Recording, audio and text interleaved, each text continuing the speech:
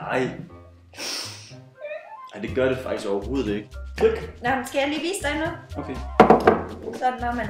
Ej, måske er det noget rum. Det kan jeg ikke huske. Men det er lige meget. Men det er sådan noget med, at man sådan, så skal man sidde sådan her med, så lige kører rundt på sådan en varme i hånden. Så hold hånden, og så sådan så ilter den rigtig meget. Og så når man så fjerner hånden, altså man skal gøre det lidt langt. Jamen det bliver masser af tid. Det gider væk. Men okay, så gør vi det lidt tid. Så okay. Skal vi stoppe nu? Okay, men jeg skal bare vide, hvad skal jeg gøre, når jeg skal stoppe? Er det sådan, skal jeg lukke til den med det samme? Ja, eller så drikke den med det prøv at samme? sætte den op til, og så fjerne hånden. Til næsen? Ja. I know. Godt.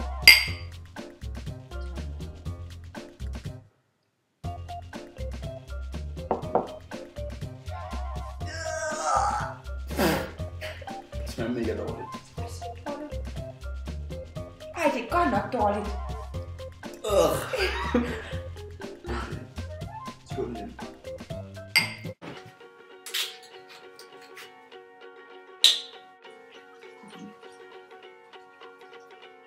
Nej, det er torsdag. Skål. Skål. Det kan jeg fandme godt drikke en halv flaske. Det som vi skal lave i aften er Pat og Pers udgave af... Nå, okay, godt. Det er vores køkkenshow, hvor vi laver nem og forholdsvis billig mad Meget billigt. til Danmarks befolkning. Noget som alle kan lide. Alle kan lide, og i dag har vi lige opfundet vores egen lille lækre dessertret til sommeren. Let og frisk.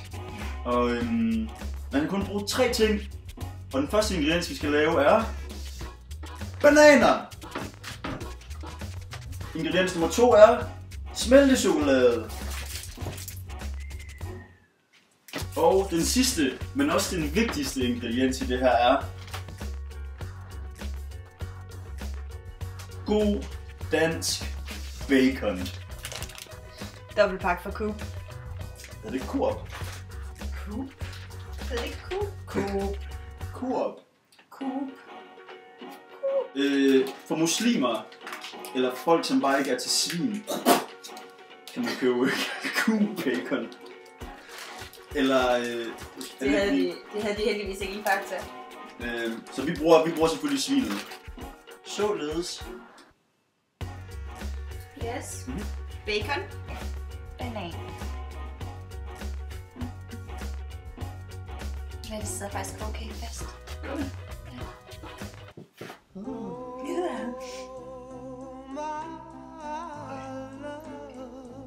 Det er en tomandsaktivitet at gøre det her. Det er lidt ligesom Ghost-filmen. Jeg var lige sidder og laver keramik. Så det gør man bare med alle sine bananer. Alle bananer. Man må godt lige klemme det lidt til, fordi den skal på panden. Prøv at lade være med at lave en penis joke, når man gør det her, men helt ærligt. Nå, jamen det har jeg tænkt på hele tiden. Det er derfor, jeg står af. Men prøv at se, jeg har bare sådan ved hovedet, så kan man lige sådan trække bacon tilbage. Fordi der kommer en kniv. Det er så. Drik din vin. Godt. Godt. Og man skærer dem således.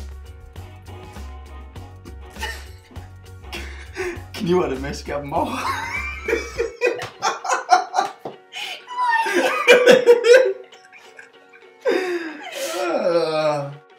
Så det man gør simpelthen er, at man bare putter dem på.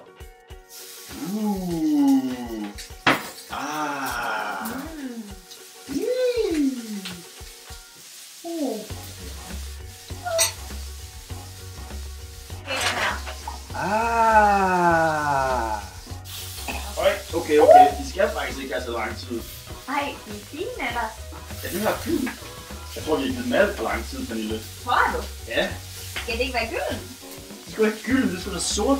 Ej, det er gylden. Det er sort. Det er gylden. Når bananerne de er færdigstegte, så skal de glaseres i chokolade. Og puttes på dem her. Og i fryseren. I fryseren. I fryseren. fryseren først og placeres bagefter. Det er kokken, der har. Når alt baconet er næsten sort, så slukker man for varmen. Det bliver godt. Ligesom små pølser.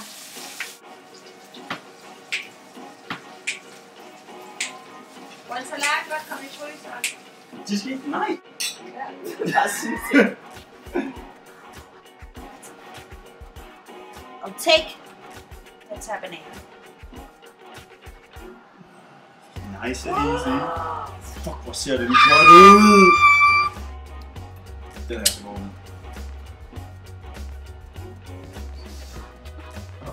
Det er så godt.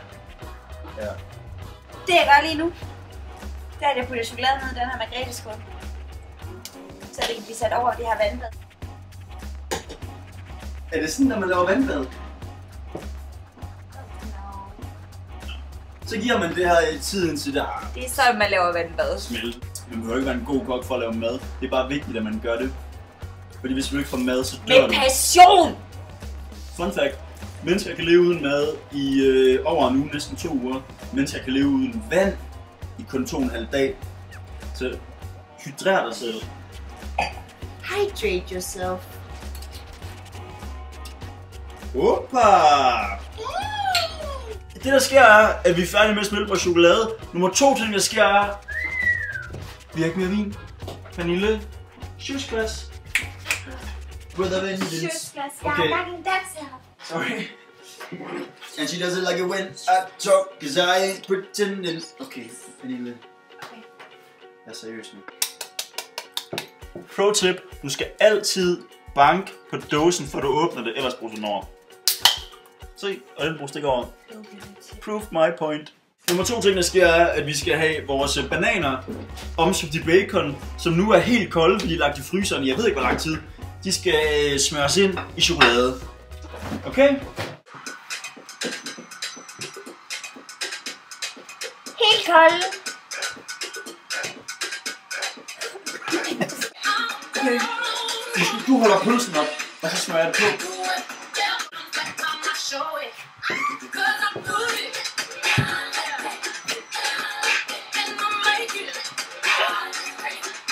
Jeg gjorde det ikke! Se den. Nej, vi har et kødsort lige der. Prøv at slappe af, Beyoncé. Det hele det handler ikke om dig. Stop dig selv, Pernille. Jamen, der var sådan lidt rørt. Det vi har her er resultatet af vores friske sommersnack, som jo er en lille is med frossen banan og bacon og en god gang chokolade. Dejlig frisk sommersnack. Dejlig sommerdag. frisk. Fuck det der whisky, det stinker bare helt herovre. Det er super. Ja. Skal vi gøre sådan? Jeg skal gøre det. Ja, jeg vil spise min egen. Det er meningen, du skal putte lidt i din mund. Spis nu i. Ja, tag en bid! Tag en bid!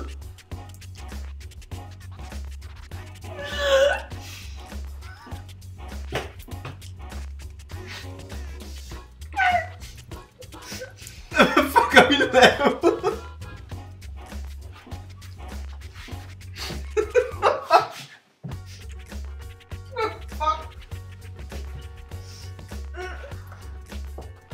Hvordan kunne vi tro, det var godt?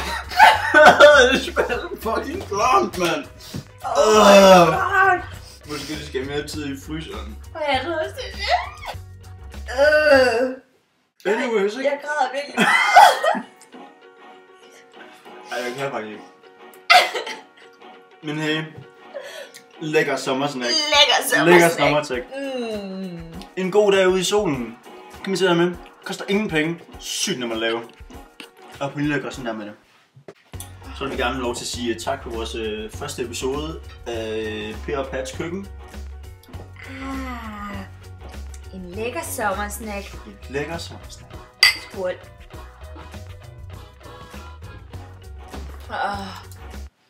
Jeg kunne skåle i den her.